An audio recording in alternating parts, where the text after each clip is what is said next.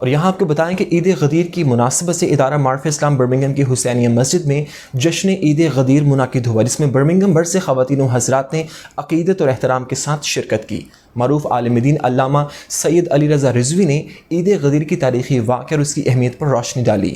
دوران تقریر شرکاء جوش و جذبے کے ساتھ علی حق کے نعرے لگاتے رہے۔ پروگرام کے آخر میں امت مسلمہ کی سلامتی اور دین اسلام کی سربلندی کے لیے دعا کی گئی۔ رپورٹ کریں گے حسن رضا۔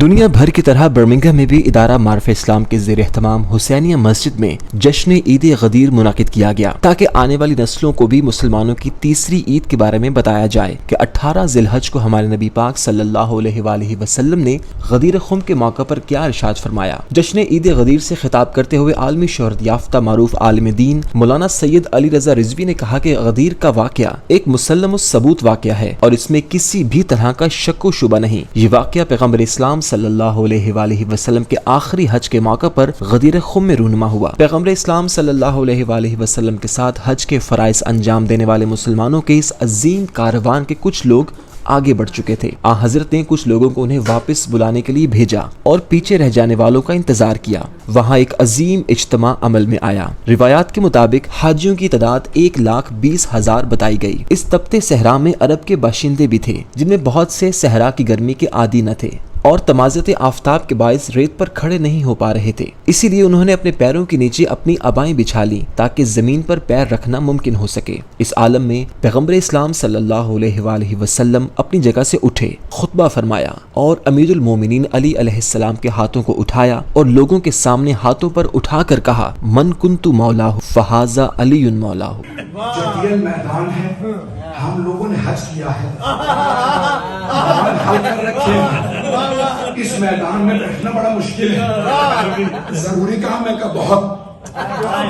یا رسول اللہ کتنا ضروری کام ہے، کہ وَإِن لَمْ تَفْعَلْ فَمَا بَلَّغْتَ رِسَالَتَهُ۔ سبحان اللہ سبحان اللہ، واہ واہ واہ واہ واہ۔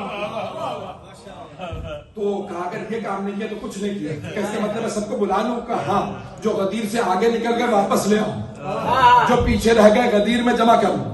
میں نے اس دن بھی پچھلے چند برس پہلے جب پڑھا تھا جو جملہ کہا تھا، غدیر جنکشن ہے،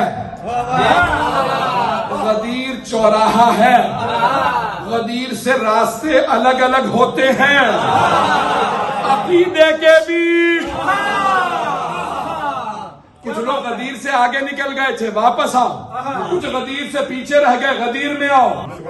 اللہ میرا مولا ہے، وَأَنَا مَوْلَى الْمُؤْمِنِينَ، اور میں مومنوں کا مولا ہوں۔ اب مولا کو دونوں ہاتھوں سے پکڑا، فَمَنْ كُنْتُ مَوْلَى فَهَذَا عَلِيٌّ۔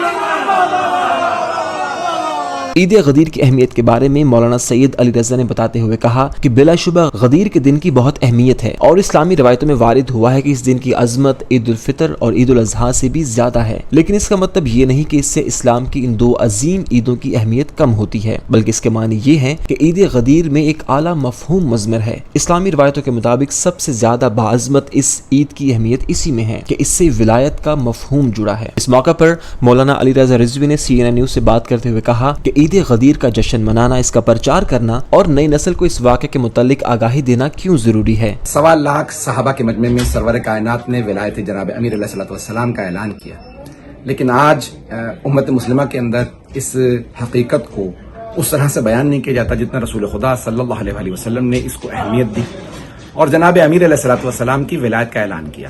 آپ کے نزدیک مولا کے کوئی بھی معنی ہو بیان کرتے رہیے، من کنت مولا فہذا علی مولا۔ غدیر سب سے بڑا پیغام اس بات کا ہے کہ دنیا میں کبھی بھی ظلم کی حکومت کو قبول نہ کرنا، ہمیشہ حاکم عادل ہونا چاہیے اور صاحب فیض ہونا چاہیے، جس کا علم اپنے کمال پہ ہو، سخاوت، شجاعت اور تمام کمالات میں آخری منزل پہ ہو۔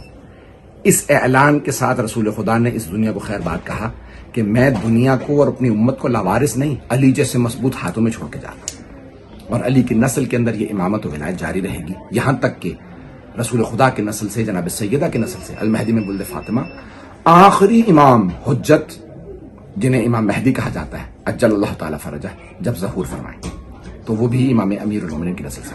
مولا امیر کی شان میں ایک ربائی سنیے جو آج غدیر کے حوالے سے ہے کہ جس کی رگوں میں نسل امیہ کا خون ہے، جس کی رگوں میں نسل امیہ کا خون ہے، اس کا نہیں ہے کام کہے یا علی مدد۔ اکمل ہوا تھا دین بھی حیدر کے نام پر، مومن کہے سلام کہے یا علی مدد۔ اللہم صلی علی محمد وآل محمد وعجل فرجہ۔ جشن کے آخر میں امت مسلمہ کی سلامتی اور دین کی سربلندی کے لیے دعا کی گئی، جبکہ شرکاء میں لنگر بھی تقسیم کیا گیا۔ کیمرہ مین احسن رضا کے ساتھ حسن رضا، CNN نیوز، برمنگھم۔